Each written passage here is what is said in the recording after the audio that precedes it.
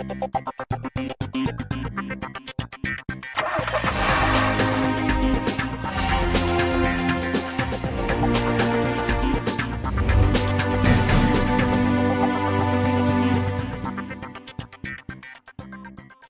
warm welcome to a brand new episode of Car and Bike. I am Siddharth Vinayak Patankar. This week we bring you a little bit something special. It's a car that's still a few months away from its debut in India, but it is the new 5th generation of the Lexus RX. Now this is a model that's significant for the company worldwide in terms of volume. In India, we will get the hybrid is the expectation, though there are quite a few variants now on the new generation. Those details are things we'll bring you subsequently on the program. Today, you get a nice first look at the car.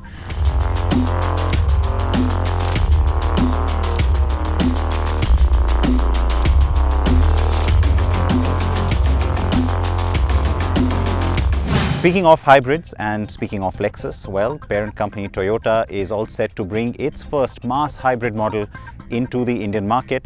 It is the Urban Cruiser Hyryder SUV. And I had the chance to drive that a few days ago. Here is that review. Finally, a mass model from Toyota that also drives in with its much touted and globally acclaimed hybrid technology in a more accessible way. So far, the preserve of the Prius, the Camry and the Velfire, the hybrid drive now goes mass with the Urban Cruiser Hyryder. Compact SUV buyers really want their new vehicle to look like an SUV, so the ample proportions on the Hyryder will really sit well with them. The car looks nice and modern, very contemporary. That's again something that they're going to really appreciate. Now, a lot of talk about how this is a common car with the Grand Vitara from Maruti Suzuki.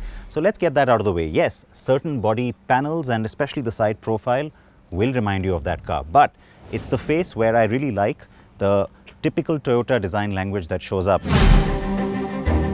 At the rear, you get the split LED tail lamps, which are slim and go really well with the overall design of the car. The stance is also good. The SUV is 4,365 millimeters long, and the short front and rear overhangs sit well with the overall proportions.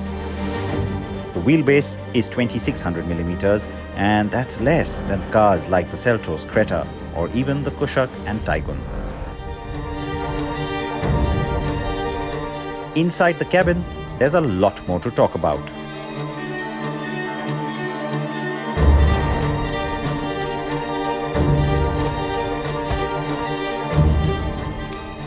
I am really pleased that you have both a height and reach adjustment on the steering wheel. A lot of cars don't have it, and it's great that this does.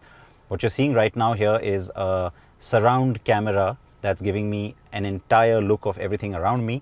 Now that's something that I recently saw on the new generation of the S-Cross that I just drove in the UK, and there's a whole lot more in this screen. A lot of this is shared with the Grand Vitara. So what you get is a lot of connectivity and a lot of connected car features. So let's get that out of the way. You've got a USB charging point here. It's also what allows you to have wired connectivity of your phone. But the good news is that that's not the only thing that you get. You also have the option of going with just, there you go, wireless Apple CarPlay and Android Auto. So that's a very good thing to have because you don't want to constantly keep charging your phone. Speaking of charging, there's a wireless charger here and you can turn that on or off as well. So again, a good thing from the point of view of usability. EV mode and drive mode buttons down here because, well, this is the full hybrid version. And then the other feature that everybody loves these days is seat ventilation. So you've got the driver and the passenger seat that have seat ventilation, a huge panoramic sunroof, two-tone interior on the top-end version here. So you've got a brown and black. There's also an all-black version of the cabin that you can get depending on the variant. Head-up display, virtual instrument cluster, and that cluster is very sharp, very nicely done. It's very simple, and depending on the drive mode, the speedo color actually changes. You can have an analog or a digital speedometer, and you can also see the energy flow in terms of what's happening with the hybrid system. All of those display readouts come in here, so it's pretty convenient, besides of course trip computer and everything else. Cruise control, volume adjustment for your music and your phone, as well as virtual assistant. All of those controls are right here on the steering wheel as well. Okay, so it's looking all pretty good. The seat's very comfortable. You get decent SUV ride height. Now let's take a look at the back seat. The 6 airbags option, which includes the curtain airbags, is only at the top end. The top couple of trims get it. I wish that had been standard. What is nice though is that you have this, the standard 3-point seat belt for the middle passenger. That is great to have. I'm very happy with that. The seat is reasonably comfortable. Under thigh support is all right. It could have been a little plumper, but sense of space is pretty good. You can also recline the seat for what it's worth to a little bit more of an angle. So it makes things a little more comfortable for sure. Now, the sense of space is good even from the point of view of the glass or the greenhouse area. And you do get the rear AC vent, something that most Indian buyers will look for. And now increasingly also look for USB charging. So you've got the regular USB-A and a USB-C point back here, which makes things a little more convenient for family members who want to charge their devices. The car has 55 connected features, a decent sound system, and comes across as modern on tech. But there is one flaw. So while this is all very good, in the daytime with bright sunshine, I can see the Apple CarPlay screen no problem. But when you turn off CarPlay and you go back to just the car's own menu, it's very nice and tastefully done in a black background, but you see a lot of reflections in it. If you have a passenger, well, you can see their entire reflection in it. And so that means that readability becomes a problem, especially when you're driving. You can't be sort of focusing on the words here, right? You've got to keep your attention on the road. That is a little bit of a deal breaker. There should be a day mode which uses lighter colors, or the screen needs to have been angled towards the driver. This is a little bit of a problem for me. And then there's the slight issue with the rear view camera. Now, one thing I noticed is a very small matter, but something that you will have to get used to. Put the car in reverse, and yeah, it just takes that little extra second for the display to come up. So if you really rely on the camera, well, wait for it to come before you start moving. What is nice though is that you have the 360 camera, and when you start driving away, you also have the front view.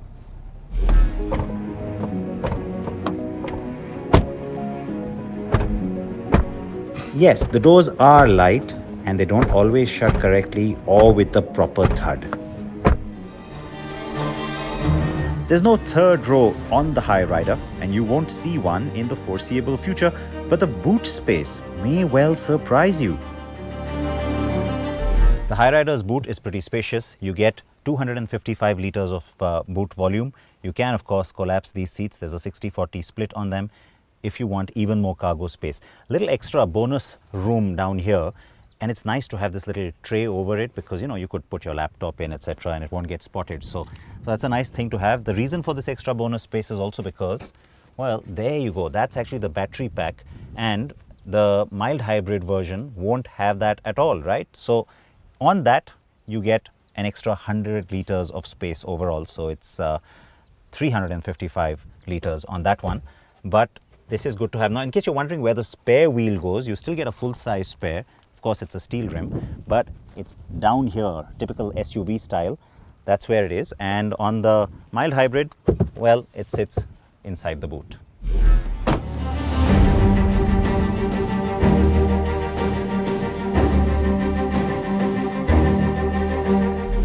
Now, there's lots of variety, lots of options for consumers on the Hyryder. That's a good thing. I don't just mean the different grades, but also the different drivetrains. So you've got the full hybrid system. That's the car with me.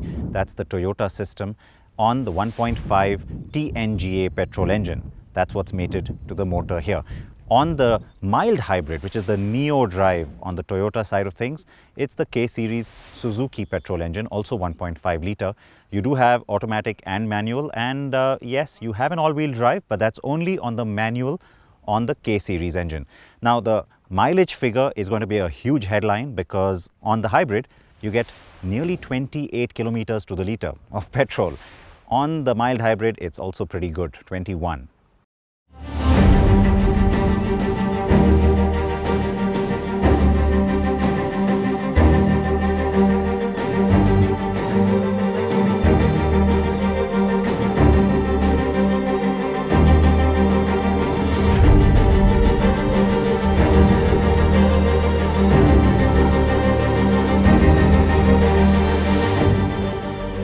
have a hybrid car, you want to see the energy flow. It kind of makes you drive a little more efficiently, to be honest. And so that's not a bad thing, because you'll save fuel and get a fantastic mileage. Now, I have been testing the car, so I've been driving it pretty hard on the highway and then kind of slow through this rural area. And I'm still averaging close to 20 kilometers per liter. So, that part is what I think becomes the huge advantage of a hybrid. On to the big question then, how does it drive?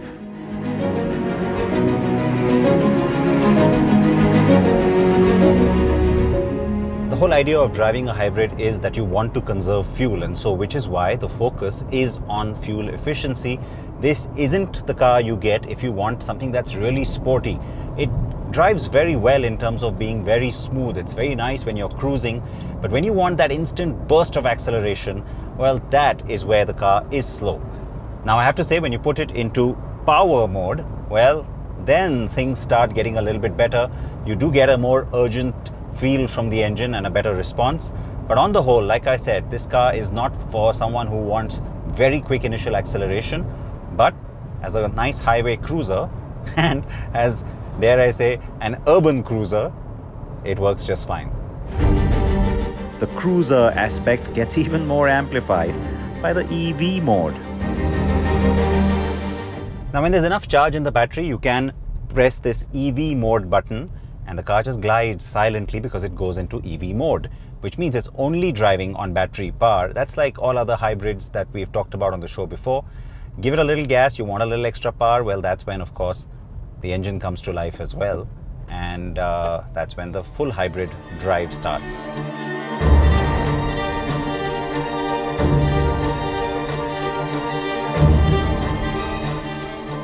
Now, when the gasoline engine does come on, you feel a little bit of a vibration come through to the cabin, and there's a bit of a growl, which I would have liked to have seen being a little more, just a little more refined. But otherwise, it's a pretty superfluous and very easy, smooth flow between the use of the motor and the use of the petrol engine. Besides that, you of course have a lot of times when both are in action and both are active. Again, the overall drive is very smooth.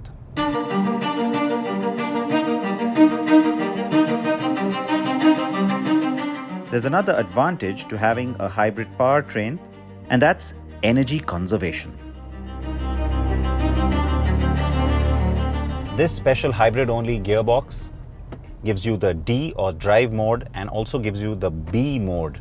B is engine braking. So basically, it means that the engine comes on purely to be able to give you more recuperation of energy, more regenerative energy going into the battery.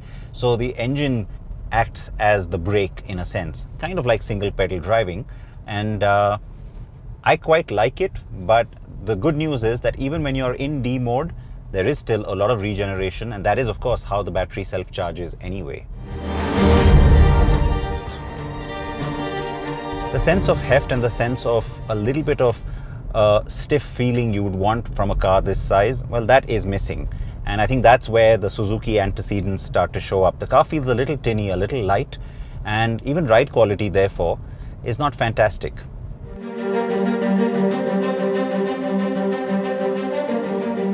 The Hyryder also comes with an all-wheel drive system, and that's available only on the manual transmission and on the mild hybrid K-series engine version. Now that's one I'd love to test when I get one from Toyota, because it's the only all-wheel drive in the overall compact SUV segment right now.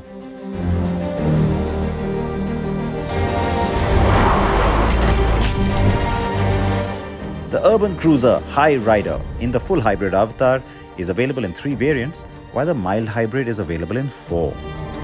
Consumers are going to get a lot of choice when it comes to variants and even colors. And with Toyota, one thing is pretty much for certain: maintenance costs will stay in check. I expect the price for the mild hybrid or Neo Drive version of the SUV to be between 10 and 13 lakh rupees, while the full hybrid that we've shown you today will come at a premium. So the cost may actually begin at about 12 lakh rupees, or maybe higher, and go all the way to 15 or 16 lakh rupees for the top end. The Urban Cruiser Hyryder has its faults, but the big plus is that it introduces a complete self-charging hybrid in the compact SUV space. And that differentiator could just be the curveball from Toyota to tilt the balance in its favor. The car is being made at Toyota Kirloskar's plant in Bidadi, and remember, even the hybrid system is now assembled right here in India.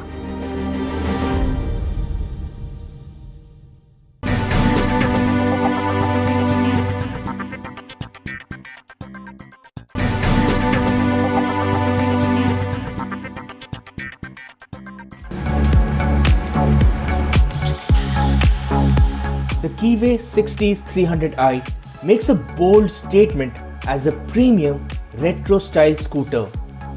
It's one of the two scooters from Keeway to establish the Hungarian origin brand in India, and it certainly looks interesting.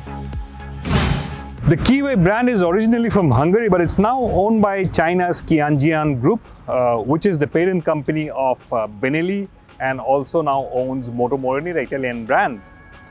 This one, the Keeway Sixties 300i, is the new neo-retro scooter.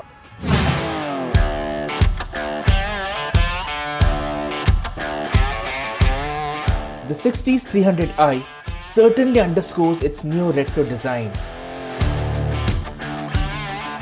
There's a hexagonal shaped headlight, but it's LED, and a front apron with a fog grille, which seems to be inspired by the 1950s classic American car grille design.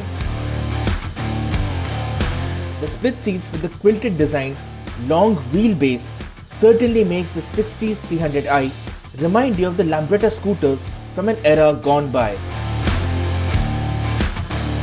The fuel tank has been positioned below the footboard, which has also been finished like scooters from the 60s with the horizontal lines on the floorboard. The Sixties 300i has 12-inch wheels, telescopic front suspension and disc brakes at both ends with standard dual-channel ABS.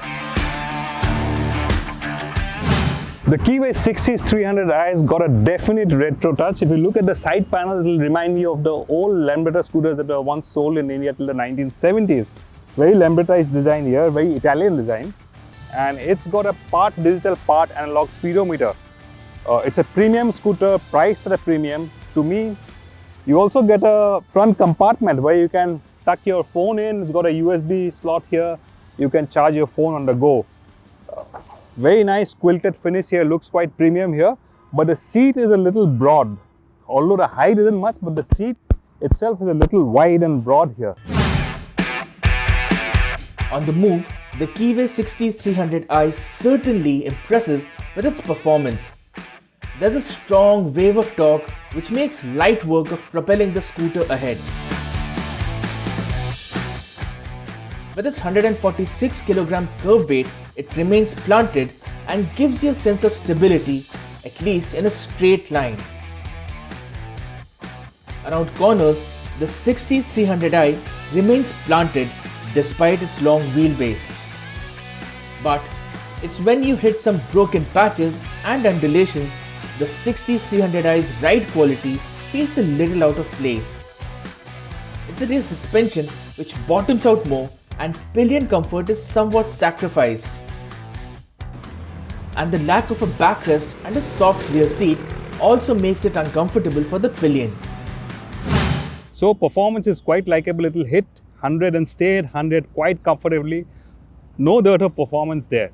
Of course, the riding position is something which takes some time getting used to, and especially the ride quality is something which could have been better, especially over our road conditions, over road undulations. The Keeway 60s feels a little bouncy and unsettled if you're going at a decent enough clip between 90 and 100 kilometers per hour. So the ride quality could have been better. Handling, no complaints there. The brakes, it's got discs at both ends, so quite nice stopping power, but could have had a little bit more bite and progression. That would have made it even better. More confidence inspiring when you're braking at high speeds. The Keeway Sixties 300i does make a bold statement, and it will appeal to some looking for a step up in the scooter segment. Price no bar. To me, the biggest strength of the Keeway Sixties 300i is the way it looks. It's a neo-retro flavor. Nothing quite like it in the market. and nothing quite like it at that price point. But yes, if you're spending over 3 lakh ex-showroom, it could have had few more features. It lacks that premium aspirational value that could have made all the difference between a good product and a great product. The biggest challenge for the 60s 300i will be to find takers at its price tag.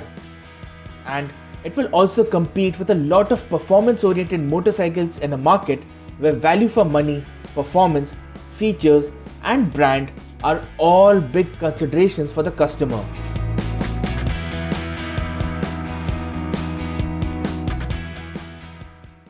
And that is all the time we have on the show this week. I hope you enjoyed that. Now remember, in the electric space, the action is only going to get hotter, and we'd love to know what you think about it. Anything you'd like to see on the show? That's also something I would like to hear about, and please react to what you think of the Lexus RX. This is the new generation, and we'll have more details, of course, in terms of the review, etc. in a few days' time. With that, it is time for me to say goodbye from here in sunny California. Please remember, always wear your seatbelts, please wear your helmets if you are on a bike, and join me next week.